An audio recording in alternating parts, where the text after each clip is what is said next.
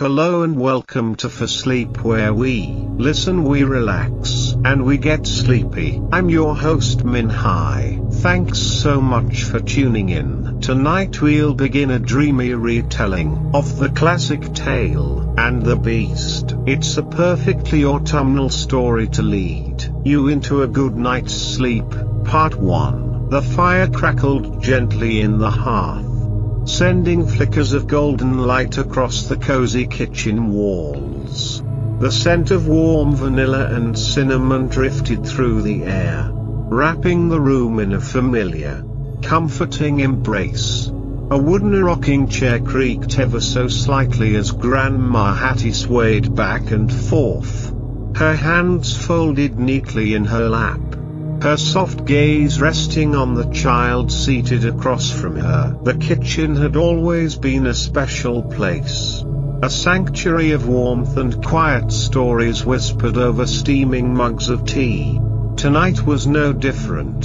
The world outside was dark and cool, but inside, everything was wrapped in a gentle hush, the kind that invited dreams to settle in like old friends. Grandma Hattie's voice, soft as the hush of the night, broke the stillness. "Did I ever tell you about the magic in this kitchen, my dear?" The child blinked sleepily, their head resting against the wooden table, fingers tracing the faint grain of the wood. "Magic?"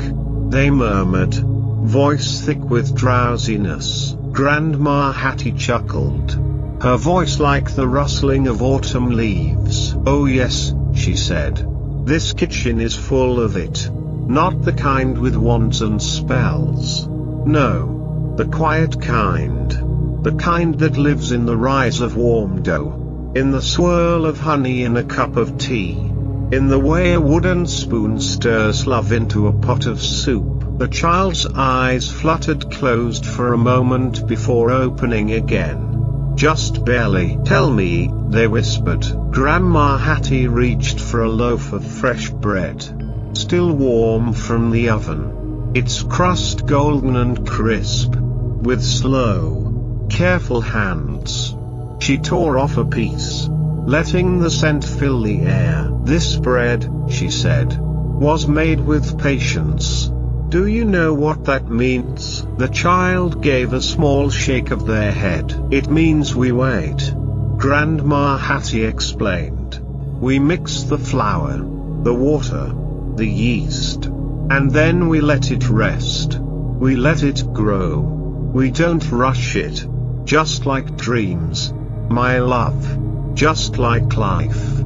Good things take time." The child watched as she placed the piece of bread on a small plate, setting it down before them. The steam curled up softly, carrying the scent of something warm and safe. "And when it's ready," Grandma Hattie continued, her voice as gentle as the steady ticking of the old clock on the wall, "we shape it with our hands.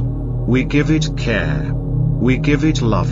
And then, we let the heat do its work, turning it into something golden, something nourishing, something meant to be shared." The child took a small bite, the warmth of the bread melting on their tongue. "It tastes happy," they murmured. Grandma Hattie smiled, brushing a wisp of hair from the child's forehead. "That's because it is," she said.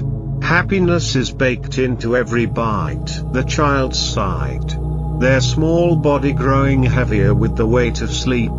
The kitchen seemed to sway around them, the light flickering softer now, the warmth settling deeper. "Grandma Hattie?" "Yes, my dear?" "Tell me another story," the child whispered. Grandma Hattie leaned back in her chair, her eyes twinkling like embers in the dim light. "Close your eyes," she said, "and I will tell you the story of the little silver spoon. A very special spoon. One that stirred more than just soup. It stirred dreams, too." The child's lips curled into the smallest of smiles as their eyes fluttered shut, their breathing already slowing, and as Grandma Hattie's voice wove its way into the hush of the night, the kitchen listened, wrapping its warmth around them both, carrying the child gently into the quiet world of dreams. Part 2. The morning came softly, wrapped in the golden glow of the rising sun. But in Grandma Hattie's kitchen, time moved at its own gentle pace. The warm scent of baking biscuits filled the air, mingling with the faintest trace of lavender from the garden just outside the open window. The child stirred, stretching with a small yawn as they blinked up at Grandma Hattie, who stood at the counter, her hands moving with steady patience. "You slept so well, my love," Grandma Hattie murmured, glancing over her shoulder with a smile. "I was just about to tell another story while I baked. Would you like to listen?" The child nodded, rubbing sleep from their eyes as they scooted into their usual spot at the table. "Last night, I told you about the magic in this kitchen," Grandma Hattie said, dusting a bit of flour from her hands. "And now, I will tell you about the silver spoon. A very old spoon. One that belonged to my grandmother, and her grandmother before her." She reached into the drawer and pulled out a small, well-worn spoon. The handle was smooth from years of use, the silver dulled by time but still carrying the faintest glimmer. "This spoon has stirred so many pots of soup," she continued, her voice rich with the weight of memories. "It has folded sweetness into tea, mixed butter into warm oats, and once, just once, it even stirred a little bit of luck into someone's life." The child leaned forward, eyes wide with curiosity. "Luck?" Grandma Hattie nodded, dipping the spoon into the bowl of biscuit dough, mixing it with slow, even strokes. "A long time ago, before you were born, there was a young girl who came to this kitchen. She was lost. Not just in the way people get lost on roads, but in the way hearts sometimes get lost. She had no home, no family, but she had a hunger. The kind that wasn't just for food. A hunger for kindness, for warmth, for a place to belong." The child rested their chin on their hands, listening as Grandma Hattie shaped the dough into perfect rounds, placing them onto a tray. "She sat at this very table," Grandma Hattie went on, "and my grandmother handed her a bowl of soup. And do you know what she stirred it with?" "The silver spoon," the child whispered. Grandma Hattie smiled, brushing a bit of flour from the child's nose with a gentle finger. "Yes, my love," she said. And as she stirred, something happened. She found something in that bowl of soup that she hadn't felt in a long time. A little bit of comfort. A little bit of belonging. A little bit of hope. The biscuits went into the oven, the warmth filling the kitchen like a slow embrace. "And do you know what happened next?" Grandma Hattie asked. The child shook their head. "She stayed," Grandma Hattie said softly. "She stayed. And she became part of this kitchen, part of this home. And one day, many years later, when she had a family of her own, she passed down this very spoon, so that it could stir warmth into someone else's life." The child reached out, tracing a small finger along the edge of the silver spoon. "So it's a magic spoon," they murmured. Grandma Hattie smiled. "Perhaps," she said, "but I think the real magic isn't in the spoon itself. It's in the love that stirs with it." The child's eyes grew heavier again, their breath slowing as the kitchen wrapped them in its familiar warmth. The biscuits would be ready soon, golden and soft, just like always. But for now, the child drifted once more, carried by the hush of Grandma Hattie's voice, into the soft, safe world of dreams. Part 3, The Recipe That Couldn't Be Rushed. The morning light stretched lazily through the lace curtains, spilling soft golden patterns across the wooden floor of Grandma Hattie's kitchen. The air smelled of warm butter and honey, the scent lingering from the biscuits she had baked earlier. The child sat at the table, their hands wrapped around a small cup of tea, the steam curling into soft shapes above the rim. Grandma Hattie sat across from them, her own cup resting gently between her fingers. The room was quiet, the kind of quiet that invited stories to fill the space. The child, still drowsy from sleep, blinked up at her. "Grandma Hattie," they murmured, their voice small in the stillness. "Tell me another story." Grandma Hattie smiled, her eyes twinkling like the embers in the hearth. "Oh, my dear," she said, "there are always more stories to tell. And today, I'll tell you about a recipe that couldn't be rushed." She set down her cup, her hands moving in the slow, practiced way they always did, reaching for a worn wooden box that sat near the stove. She lifted the lid, revealing dozens of small, handwritten recipe cards, their edges softened by time and use. She pulled out a card, its ink slightly faded, and held it up. "This," she said, "is the recipe for my slow-simmered apple butter. It takes hours to make, stirring it gently, watching as the apples melt down, letting the flavors grow richer and deeper with time. And do you know what happens if you try to rush it?" The child shook their head.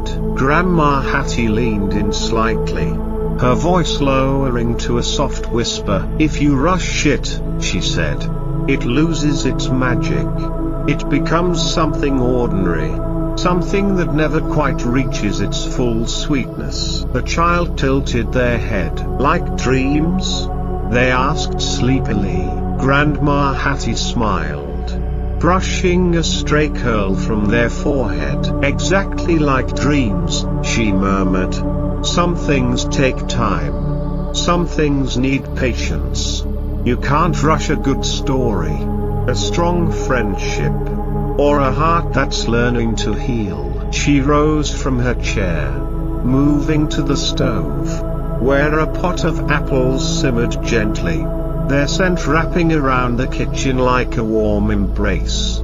She lifted a wooden spoon, stirring the golden mixture with slow, steady strokes. "You see, my dear," she continued, "this apple butter is like life.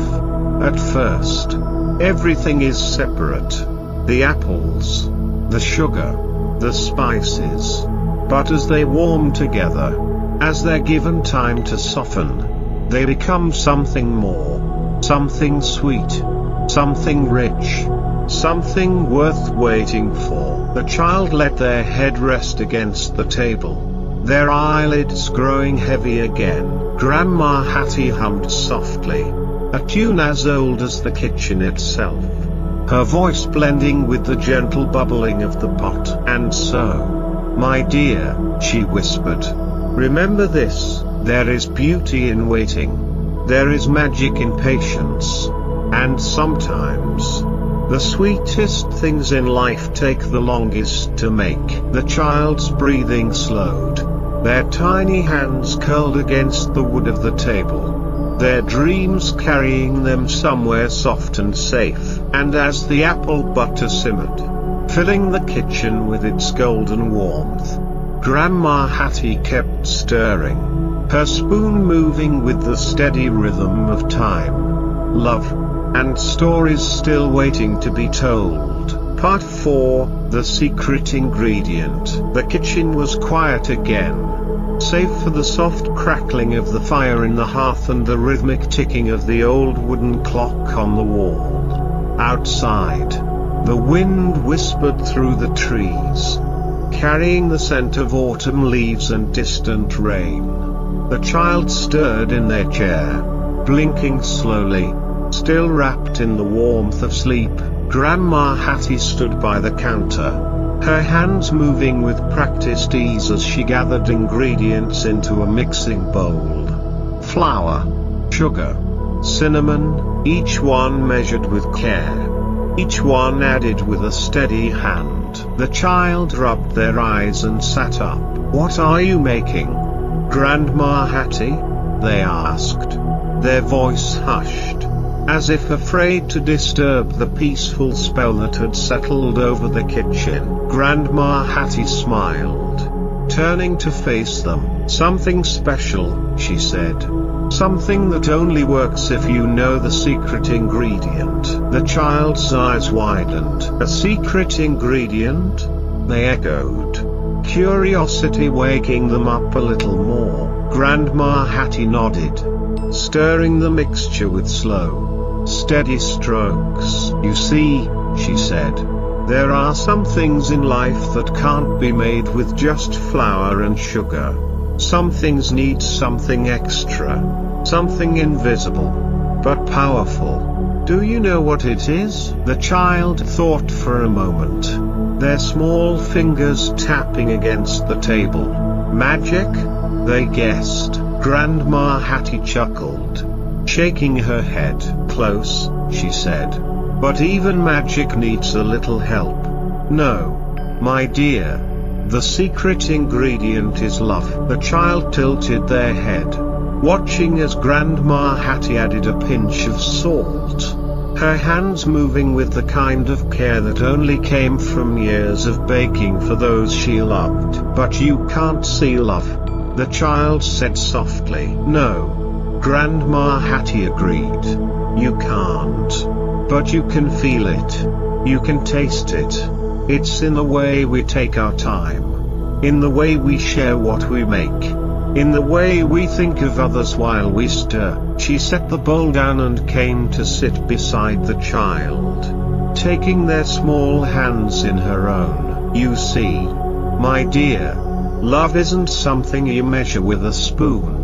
It's the way we take care of each other, the way we listen, the way we wait, the way we give someone the last piece of pie because we know they love it more than we do." The child's eyes drifted to the counter, to the bowl of dough waiting to be shaped into something wonderful. "Does that mean," they asked sleepily, "that the best things take a little extra love?"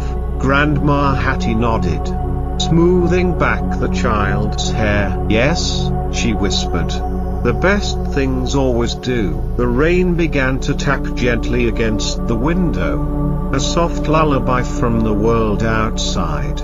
Grandma Hattie rose again, moving back to her baking, her movements slow and careful, as if she were weaving love into every stir of the spoon. The child sighed, their head resting against their arms, their eyes fluttering closed once more. And as the kitchen filled with the warm, comforting scent of something wonderful baking in the oven, Grandma Hattie hummed a quiet tune, her voice as gentle as the rain, as steady as time itself. Part 5, A Memory in Every Bite. The kitchen had grown even cozier as the afternoon stretched into early evening. Outside, the golden light of the setting sun spilled through the window, casting long shadows across the wooden floor. The smell of warm spices and baking dough filled the air, wrapping the small kitchen in a fragrant embrace. The child sat at the table, their fingers tracing lazy patterns on the worn wood. Their eyes followed Grandma Hattie as she moved from the oven to the counter, her every motion as smooth and steady as a song. Grandma Hattie lifted a tray from the oven, setting it down carefully. The golden brown biscuits rested in neat little rows, their tops glistening with butter, their center rich with cinnamon and honey. The child sighed happily. "They smell like home," they murmured. Grandma Hattie smiled, taking a seat across from them. "That's because," she said gently, "food isn't just food. Every bite is a memory. Every scent carries a story." The child tilted their head. "A story?" Grandma Hattie nodded. "Oh yes," she said. "When I was your age, my grandmother made these same biscuits for me. I used to sit right where you are, watching her move around the kitchen, just like you watch me now." The child's fingers stopped moving on the table. "Did she tell stories too?" Grandma Hattie chuckled. The sound low and warm. "Oh, she told the best stories," she said. "She said that every recipe has a history. That when we cook, we aren't just making food, we're bringing the past back to life. A memory in every bite." The child reached for a biscuit, their small fingers brushing against its warm surface. "So when we make these," they asked, "we're remembering your grandmother?" Grandma Hattie's eyes softened. "Yes," she whispered. "And one day, when you make them, you'll remember me." The child blinked, their fingers curling slightly around the biscuit. "Will I tell stories too?" Grandma Hattie reached out, resting a gentle hand over theirs. "Oh, my dear," she said, "you already do." The child took a small bite, the warmth spreading through them like an embrace. The flavors melted together, sweet, buttery, soft.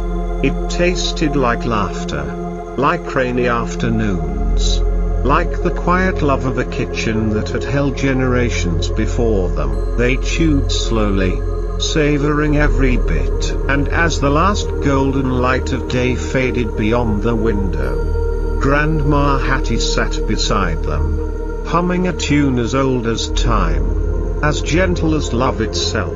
Part 6, Love That Never Fades. The evening had settled over the little house, wrapping it in a quiet hush.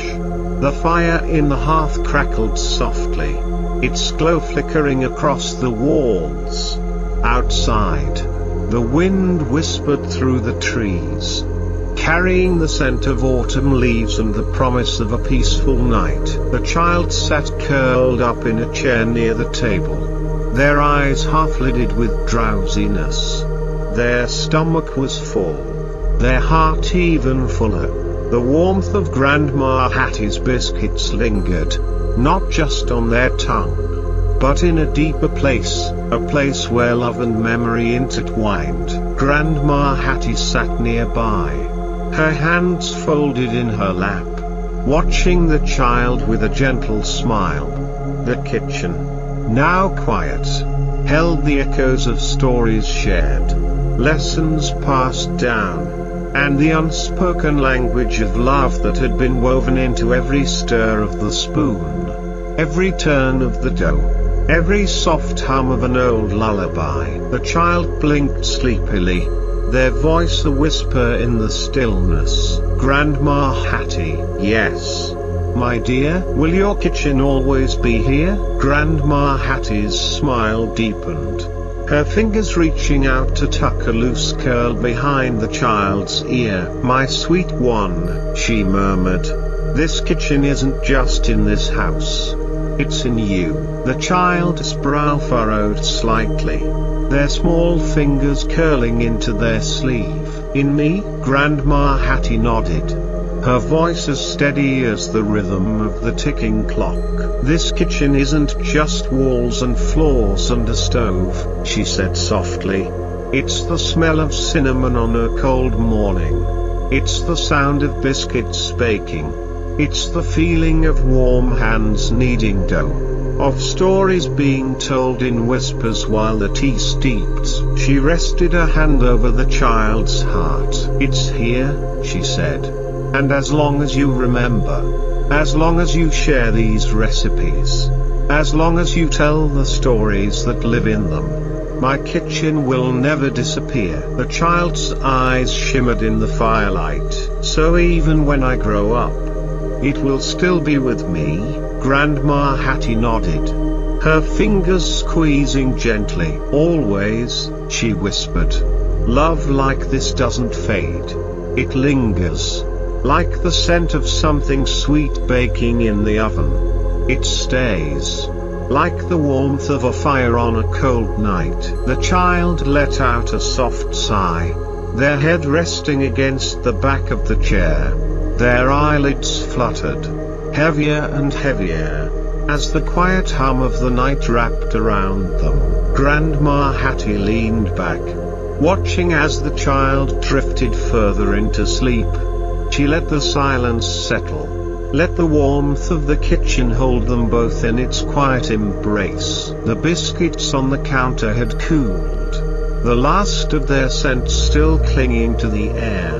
The fire in the hearth burned low, casting soft shadows that danced along the wooden floor. The wind outside had quieted, whispering lullabies through the trees, and as Grandma Hattie reached for a worn old blanket to drape over the sleeping child, she smiled, a soft, knowing smile, because she knew that long after this night had passed, long after years had stretched and changed, the kitchen would remain, in stories, in memories, in the hands of a child who had learned that love, real love, is like a recipe passed down through time, never truly lost, always waiting to be made again. She pressed a gentle kiss to the child's forehead, smoothing their hair one last time. Sweet dreams, my dear, she whispered. And in the warmth of Grandma Hattie's kitchen,